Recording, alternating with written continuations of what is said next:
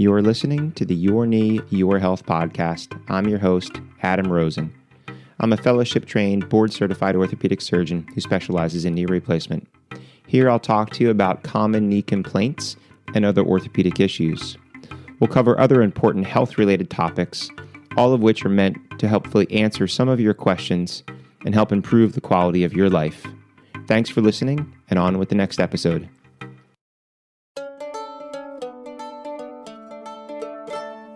Hello, welcome back. This is Adam Rosen. You're listening to the Your Knee, Your Health podcast. So I wanted to make a few episodes, sort of a spin-off series of episodes of this podcast that I call OR Confidential, Confessions of a Millennial Surgeon. I have a number of topics that I think would be of interest to people. So I'm going to do my best just to offer you some insight from the inside. The late Anthony Bourdain wrote a book called Kitchen Confidential, if you're not aware of it. And he really opened the eyes of many people about what goes on behind that door in the kitchen. And there was some negative backlash about it and towards him. But there were also some positives from everything that I've seen and read and heard that really changed things for the better. So this is a fine line and a narrow precipice that I would walk on offering this information, and it's something I hope that is looked at more in a positive sense than a negative sense, but something that I think is worthwhile nonetheless. So this topic that I wanted to talk about actually kind of spurred my thought process because I read an article not too long ago by Dr. Charles DeCook, and he was talking about how to run an efficient operating room and run 12 surgeries by noon.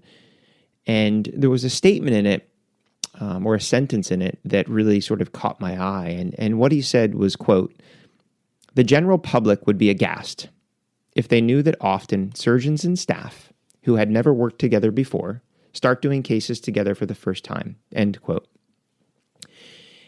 And I think that was like a very rude awakening for a lot of people, because I think people think that, they go in and it's this like well-oiled machine. And that is the case sometimes. I had the great pleasure of training with who I think is probably the most or one of the most efficient surgeons in the world. So just to give you an example of how he ran his operating rooms, and he ran multiple rooms, and that's even a topic for another discussion. But he would come to the sink in the morning and to wash his hands, to scrub his hands, and then he would enter the room to get gowned and gloved. Now, before that occurred, anesthesia saw the patient. Patient was under anesthesia. A team had set up the room with all of the instruments and implants. The team members were all scrubbed in, and the patient was on the table ready for surgery. And this was timed appropriately where, he scrubbed his hands, he walked in, got his gloves and gown on, picked up the knife, and began his operation, and went through the operation. And then he would throw some stitches to start closing, leave the room while the team that was in there would finish closing the wound, putting on the dressings, waking the patient up from anesthesia, getting them off to the recovery room. And then a team would come in to turn over the room, which is cleaning and mopping, getting all that used stuff out of there, washing, sterilizing stuff, bringing new drapes and instruments, getting the room set up for that next case. All the while, he had walked back out to that same sink, scrubbed his hands, and in another room was another team with another patient ready for that surgery. He would wash his hands, walk into that room, pick up the knife, do a procedure, throw a few stitches, and walk back out to that same sink. And at this point, we were back in that first room, now with his third patient of the day. And this would continue back and forth and back and forth and back and forth. Now, it was not just a surgeon running two rooms. It was an efficient team. It was a team that knew every part of that operation, every step, every movement. And this has been studied. So in Dr. DeCook's article, he even goes on to quote these two papers, one that looked at what's called turnover time, so that time that it takes to turn the room over for the next case. And if you have a non-dedicated staff, they were clocking it at about 31 minutes. And if it was a dedicated staff, 20 minutes. So 11 minutes faster. Now, in reality, if you talk to most people, there's hospitals where a turnover could take an hour. So that's a big deal. And even if you extrapolate that out, I mean, that's 20 minutes difference. 11 minutes may not sound like a lot, but 22 might sound a little bit more important. But in any event, it definitely is faster. There was also another study that he quoted in his article that looked at just surgical times, and that surgical times were 10 minutes less if you have a dedicated team.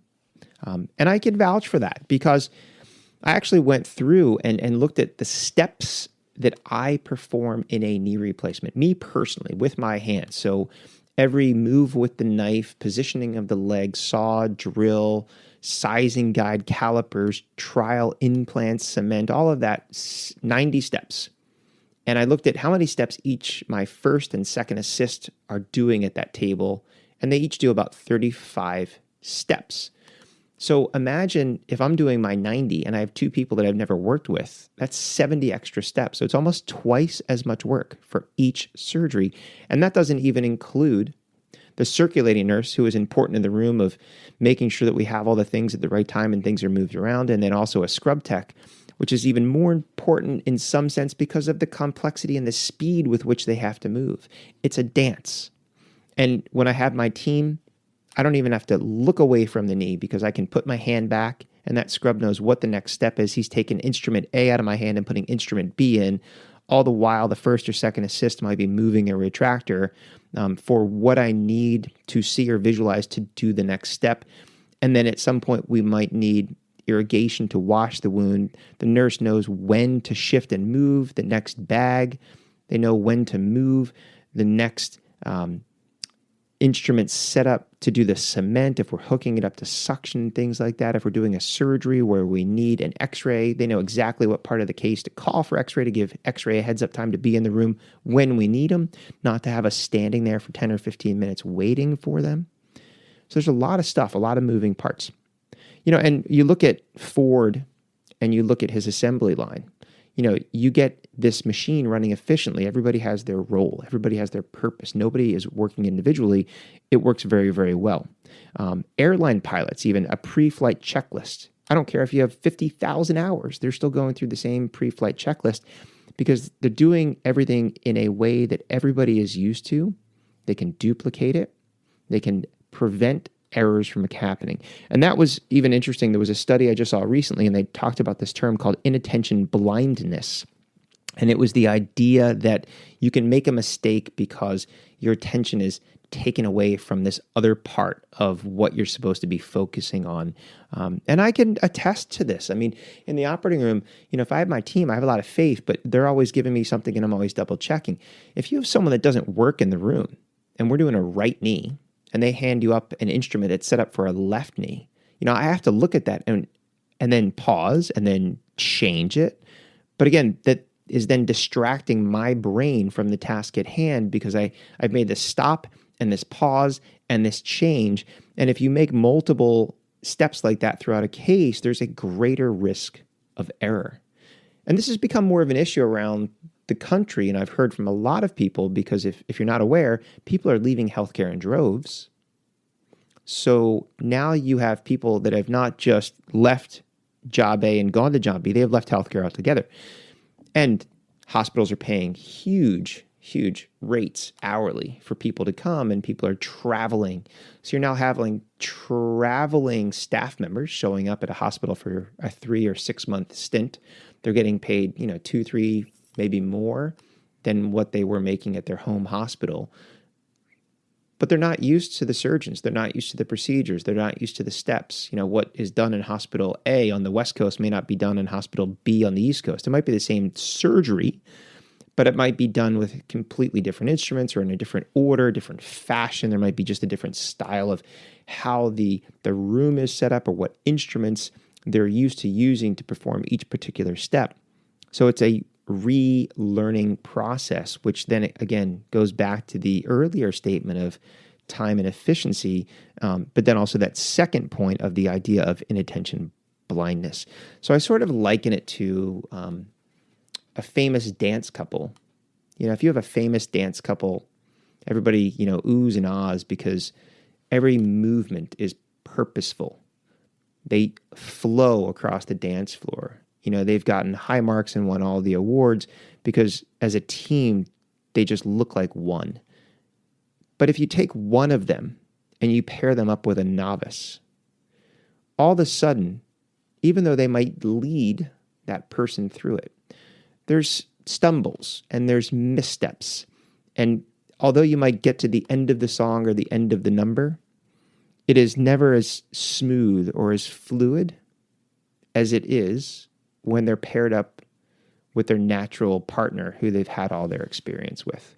So just my 2 cents on, things that we're aware of and things that we're looking at and things that we're looking for and things that are important in the operating room.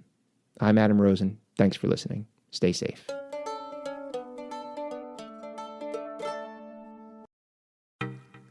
Thanks for listening to the Your Knee, Your Health podcast. If you've not already done so, please subscribe so you'll be notified of future episodes. And if you enjoy what you're hearing, please take the time to leave a review. It helps other people like you find the show. I'm your host, Adam Rosen, and until next time, stay safe.